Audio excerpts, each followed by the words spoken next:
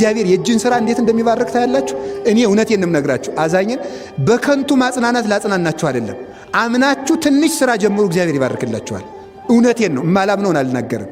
ትንሽም ነገር በቃ የ5 ብር የ10 ብር ሥራም ቢሆን ሥራ ስሩ፣ እግዚአብሔር ይባርክላችኋል።